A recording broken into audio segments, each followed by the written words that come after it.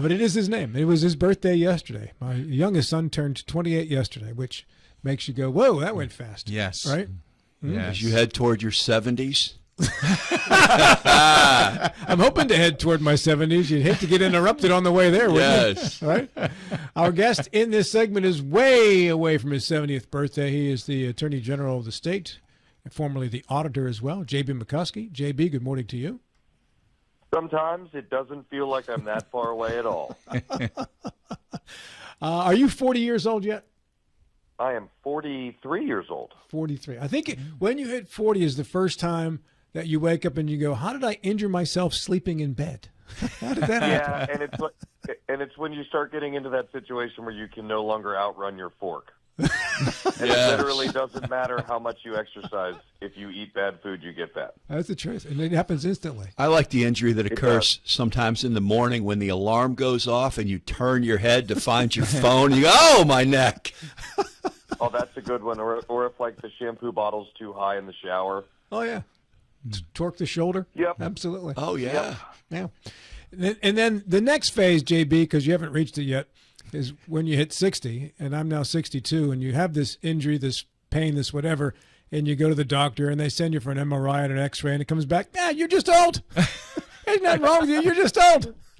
Can't fix that. Maybe take a walk and try a salad. Yeah, try that one. Where do we find you today, sir? Are you in Charleston? I am in Charleston, but this afternoon will be at Girl State, which I'm really excited about. It's one of my favorite events of the year where we get to go talk to just an incredible group of young women who, if they decide they want to go to Girl State, it means that they have leadership aspirations. And it's really fun to be around kids who take that step at that age. I wasn't really like that when I was 17, 18 years old. Mm-hmm.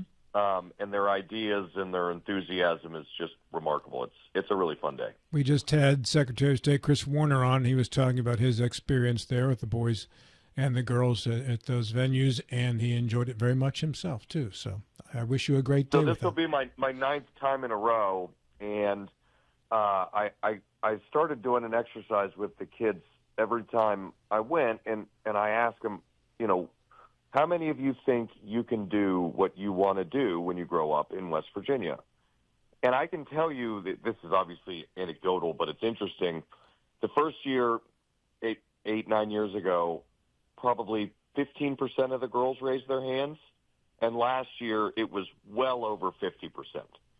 And I think that's really kind of telling about where West Virginia is going, that it's a much larger percentage of kids are seeing West Virginia as a place where their future might happen. And I think that's really cool. When you first ran for statewide office, JB, I remember you telling us that story a few years back, and it wasn't yet where it is now with the 50% plus raising their hand. It was still in the early days when those responses were pretty bleak. And I know you were talking about that while you were running for office, too, because you wanted to help improve that. Yeah, and I think one of the things that I always try to impart, especially the kids that don't raise their hand, is I usually pick one or two of them out and say, hey, what is it that you think you want to do that you can't do here? And invariably, one of them's like, I want to be an F-35 pilot, go to the Air Force Academy. And it's like, you know what, you're right, you actually can't do that. Correct. Yes. But somebody will usually raise their hand and give some kind of an opportunity or an occupation that may not exist here but could. And it's really an interesting discussion to have with somebody and say, look, you don't have to be the 1,000th person to do something in Charlotte. You can be the first person to do something in Jane Lew or anywhere in West Virginia, right? And these kids are sort of programmed to be leaders, and a lot of them hadn't really thought about the idea that if it's happening somewhere else, it should be happening here. And if you're the person that brings what that is back home, you get to be first, right? You get to end up being the boss. The person that does something first is the boss. The person that does something 1,000th time is an employee. And you can see this sort of light bulb pop on that's like, you know what? That's right. And the person that goes first gets to be really rich.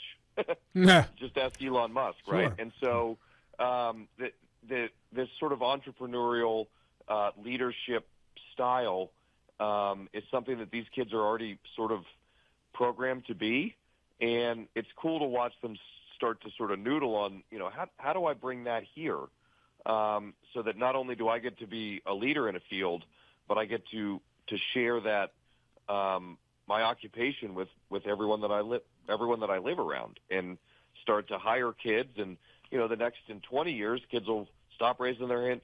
All of them will start raising their hands because all those opportunities will be available here. It only happens if these kids make that decision, which is, I think, really important. And while they might not be able to be a fighter pilot in the state yet, they could be a transport plane pilot here in Martinsburg, because we've got a great airport. The West Virginia Air National Guard flies out of it every day.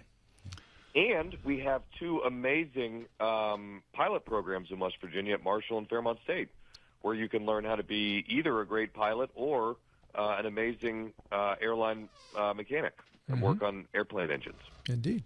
Do you find in your connections with those young people at Boys State and Girls State that most of them have in mind some sort of a political career, or do you find a good mix of those who do have that entrepreneurial spirit, or want to be involved in leadership in other ways? It's funny. The way that politics is right now, we are really pushing kids away from it. It isn't that there are definitely kids there that you can tell want to be leaders in politics and government, but it really is kind of a nasty profession right now. And there's a lot of vitriol. There's a lot of negativity surrounding it. And that's something that it's a really great question that kids ask me all the time. It's like, how do you manage the political aspect of trying to also be an effective government leader?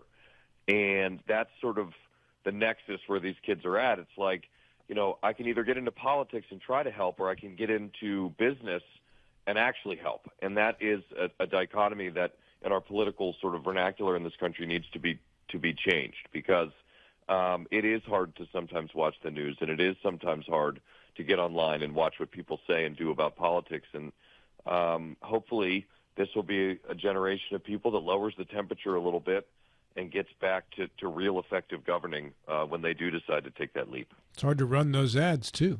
I can remember, even in your election, JB, and you're as Republican as anybody that I know, but in your races, you were being called a rhino liberal masquerading as a Republican. And that's not that's not you. I've been called a lot of things, but a liberal rhino, well, that was a first. Yeah. But yeah, I mean, and it happens, and you're always out raising money, and you're always doing all this other stuff, and it's starting to get a little tiny bit less appealing. And I think I was talking about this with somebody the other day. I don't believe that I have ever run an ad or made a public statement that was negative about a West Virginia politician. I don't think I've ever done that. And it sort of shows that it is possible to do this without chastising or speaking negatively about those that you're running against. And that isn't to say that I might not be forced to at some point in my life, but I haven't done it yet. And I'm just really hopeful that, we can get back to, I disagree with this person, but I don't dislike them. And the fights happen at the margins as opposed to really at what's meaningful, right? That it feels like people are constantly fighting about tiny events instead of saying, how do we get our taxes lower? How do we get our DHHR better? How do we get our roads and our water infrastructure better? And how do we do these things? And we can disagree about the path to get there, about how that's supposed to happen, and we can have massive disagreements about that. But it doesn't mean that the other person who disagrees with you is bad. And that is, I think something that has been lost in the way that politics is discussed, especially at the national level, and it's something we really, hopefully at some point we'll get away from and start governing from the middle so we can avoid having riots in the streets in L.A., which are just awful to watch. Let's talk Turkey. You warned of Chinese vaping products disguised as smart devices being targeted to kids. Help me out with this one. I'm familiar with vaping products. How are they disguised as smart devices? They look like cell phones or video game consoles or Rubik's Cubes, you name it. I mean, if it's something that appeals to a kid, the Chinese government will make it and fill it with poison.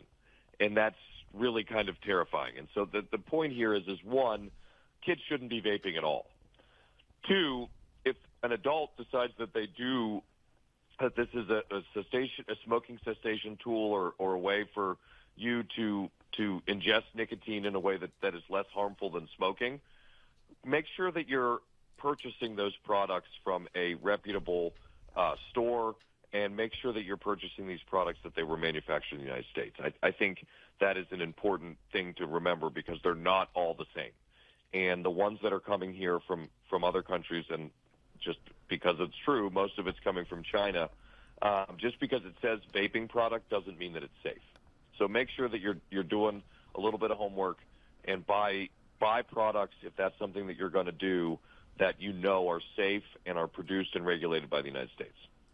So as a parent, how do you discern what's a fake vaping device disguised as a smart device and what's not? Well, I think it's not just parents. This gets into the school systems too, and I think you just have to ask, right? And I got a 10 and a 7-year-old. My kids are actually at camp right now, so we have an empty house. It's been very quiet for the first time in a very long time. We call Mayvember. I don't know if there's any of you guys have kids in the school system, but I know a lot of listeners do. There's a party or a dress-up day every day in May, and it is exhausting. And so we were very, very excited to see the smiles on our kids' faces when we dropped them off at camp, and they would have been very excited to see our smiles as we drove home to an empty house for a couple days. But good for you. Good for you. Yeah, no, it was great. But you have to be able to talk to your kids about this stuff, right? And I think it really starts with creating an environment where you can say to your kid, "Hey, what is that? Where'd you get that? What is that for? Can I see that?" And if your child is vaping, you need to figure out a way for them to be able to say to you, "Hey, I fell down this rabbit hole. I know I'm not supposed to be doing it, but my friend handed it to me. I need to get better." Because it isn't easy to stop vaping. But I think it begins and ends with having a great line of communication with your kid. And if you don't have that, you really just have to watch what they're doing. Because they can pull something out of their backpack, and it might look like something that's innocuous and be something else. And that's what's so insidious about the way the Chinese are placing these products into our marketplace, is they are designed for children. There is no other argument. There's no adult who would choose to vape out of a machine that looked like a Game Boy, right? Mm-hmm. I mean, that just isn't something a grown-up's going to do. And so it is by the very nature designed for children. And so parents just have to know what these risks are, and that's what our hope is as the Attorney General's office, is to give parents the information and the tools they need to have these conversations with their kids and do everything they can to protect them. What type of oversight or regulation is there in the vaping industry when it comes to products like this? So the oversight, and this happens a lot, comes from the regulated environment, right? And so the oversight is, if you go down to CVS and buy a Juul product, you know that CVS is only buying things that are regulated, they're only selling things that are regulated, and they're only selling things that are appropriate. What you really get into is a lot of these sort of ancillary vape stores, and they're not all bad. A lot of them are good business people that are selling legal products, but some of them aren't. And gas stations, they're always looking for a loss leader, something to stick on the counter that's easy to sell and they make a good profit off of. And so you have to, it is sort of the secondary market where you'll find these things. And those are also the places where there's least likely to be an ID asked for, and they're also the places that are the most likely to be selling illegal CBD and those kind of products as well. So there is an ID that should be asked for, just like if a 16-year-old goes in to buy cigarettes, or there would be some sort of an ID, or should you be buying these? Yeah, I mean, I think technically you're supposed to ask everybody, but I think the general rule is if the person looks like they're under 40, they're supposed to ask for an ID. I don't know that I've met a 16-year-old that looked older than 40. They might exist, but I would think that in every instance, somebody who's doing this properly and ensuring that the laws are being followed would be asking every kid who's trying to buy these products for ID. And, the real problems come with those who choose not to follow the rules, and that is both offering for sale illegal vaping products, but also not IDing kids who are trying to buy them. And I would say, and I don't have any empirical evidence to back this up, but somebody who's willing to stock their shelves with something that might be unsafe is also probably way less likely to ask for an ID. Yeah, and they don't care, because they know if they don't ask for ID, it gets around, and then all the underage kids come. I mean, because they're willing to take advantage of kids. Correct. And, I would be remiss if I hadn't bought maybe some beer at some point in my life when I wasn't quite of appropriate age. And, there's always the place where you can go where the guy is a little less likely to ask you for your identification. And kids are smart, and social media makes it a lot easier for them to communicate with lots of other kids and let them know where they're supposed to be going. So, the state police does a lot of great work in this world. Our county sheriffs work really, really hard on trying to crack down on illegal vaping products getting to kids, and so many of our police chiefs around the state do the same thing. And so we have a great group of law enforcement, but it's just hard to keep up with because, you shut one down and another one pops right back up. So you just have to stay vigilant. J.B. McCuskey, Attorney General of the state, our guest here on the program. I know what a strategic oil reserve is. J.B., is a strategic electricity reserve similar? Yeah, it is similar. And I think it's something that we should really be looking at as a country because, number one, it would be amazing for West Virginia. If we were to start to say that we need to have backup power to start to run the country in the event of, unfortunately, a catastrophic event that affected the grid, but I think probably more likely the influx of new power needs. So we have all these AI data centers that are going to be popping up all over the country, and there's estimates that we're going to need between 5 and 6 times more electricity than we generate now within the next 15 years just to keep up. And what needs to always come first is families and consumers and small businesses who rely on this power to do all of the things that we need to do. Run your air conditioner, keep the store open so you can buy milk and all of these things. And a reserve that would enable us to seamlessly push through times when our power generation might be affected by a storm or you name it is a really, really good idea for us to make sure that we have stability in the marketplace and also, I think, to eventually lower prices of all of our electricity in times of need. And how far along in a plan for this are you? We are at the very idea and planning stages of an idea like this. It's something that has been brought to the attention of the country in years past, and it's an idea that we think, like I said before, has a real dual ability to number one, help energy producing states. It will give us the ability to put more coal and gas plants online, right? We can build new electricity generating infrastructure based on the idea that not only are we going to need way more, but we need to probably make way more than we need in order to satiate these problems. That's great for coal, that's great for gas, that's great for West Virginia.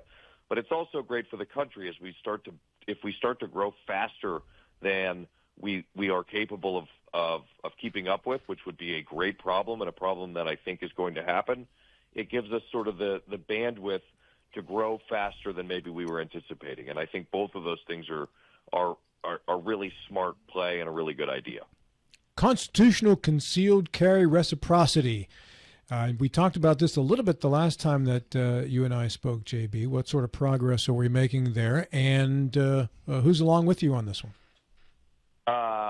Well, every single Republican Attorney General is along with me on this one. I can assure you that every Republican and probably every legislator in West Virginia is on board with this, and probably many of them across the country. But, the idea that one state can look at another state and say, your regular people that are willing to go and get a concealed carry permit, right, are people that are going to be responsible gun owners almost invariably. And our state, I think, does a great job of being gun safe. We have people that respect firearms. We have people that teach their kids about firearms. And our system of giving out permits is great. And I think it's unfair and inappropriate for any other state in the country to look those people in the eye and say, what you did in West Virginia isn't good enough here in California or New York. And the annoyance of having to know what 50 different regulatory environments are for any responsible gun owner who has a concealed carry permit is a huge burden on the Second Amendment. And so as we have majorities in both House and the Senate, I think removing this burden and creating a world where everybody respects other states' licensing rules and regulations, I think is important. And I think it's a common sense, sort of simple idea that Congress should really look at, and I'm hopeful that they do. But you get states like Maryland, just north of here, that have, a lot more restrictive gun laws. And then you have a lot of states. I mean, you travel south, and there's tons of reciprocity. Yep. The states that have restrictive laws and make it very, very difficult for people to get a concealed carry permit just for their own people, I don't know how that would work. Well, I think if you want to look at some empirical data, you're much more likely to get killed by a gun in Maryland than you are in West Virginia. Oh, 1,000%, no question. And so the idea that somehow or another, taking somebody from one of the safest gun states in the country and saying, oh, you're so safe that you can't do that here, doesn't make any sense at all. And I think there can be a pretty significant conflation of, is it difficult to purchase a firearm, or is it why is it difficult to get a concealed carry permit in Maryland? And the answer isn't because their regulatory environment is better, or because their people that have concealed carry permits in Maryland are safer than West Virginians. It's that they don't want anyone to have them. And that's really the issue, is that they've created an enormous regulatory burden for gun owners in Maryland because they don't think anyone should have one. If it was up to them, they wouldn't offer the program at all. And that's where the unfairness comes, and because the Second Amendment applies equally in every state in the country. Well, then all the criminals in Maryland would probably just give their guns back. They'd probably just turn them in. That's well, I would think they would probably turn them in, and most of them would very likely just welcome. They're very attuned to the regulatory environment around firearms because that's how criminals operate. Most definitely. JB, we've got a minute left. It's yours. What message do you need to get out? It's summertime. The school's out. We live in one of the great places in this world to get outside. And every year we're presented with an opportunity for 3 months to get outside with your kids, go to our state parks, go see all of our amazing waterfalls. And you don't have to travel far away to have a wonderful, amazing time with your family exploring what I think is the best state in the entire country. JB? So everybody do that. Hey, enjoy your empty nest. And while you're in your 40s, eat all the desserts you can, because when you get in your 60s, they tell you can't. So 50s. It starts in the 50s. When you turn 70, it doesn't matter anymore. You cycle out of it. Hey, have a great day. Hey.